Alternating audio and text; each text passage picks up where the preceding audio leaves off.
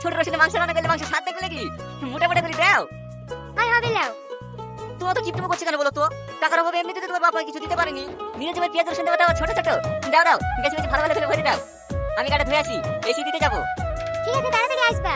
হ্যাঁ, এটা আপনার জন্য 12,000 টাকা দাম। প্রত্যেকবার স্কুল মানে দিয়ে সকালে আসার কি দরকার বলো দিনি, এমনিতেই তো অনেক কিছু। বাবা ভালো আছেন? হ্যাঁ হ্যাঁ, মতো ভালো আছি।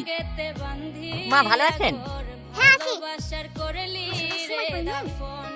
ব্যাগে কি আছে বাপ? এই দেখেন আব্বা, পেঁয়াজের রসুন কুরবানির মাংস রান্না করতে লাগবে তো, তাই দিতে আসছি। মা, আপনাদের কি অভাব পড়ে গেল নাকি যে বড় জামাই কাছে পেঁয়াজ রসুন দিতে আছে? আমাকে একবার বললে পারতেন, একটু একটু লোড করে পাঠিয়ে দিতাম। আরে না না মধু, আমরা কেন বলতে যাবো? আমাদের তো ঘরে পেঁয়াজ রসুন পড়ছে। যাও যাও টনি, তুমি পেঁয়াজ রসুন ঘুরে নিয়ে যাও।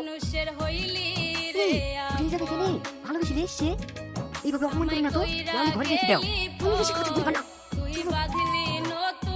কি হলো টনি, দাঁড়িয়ে থাকলি যে?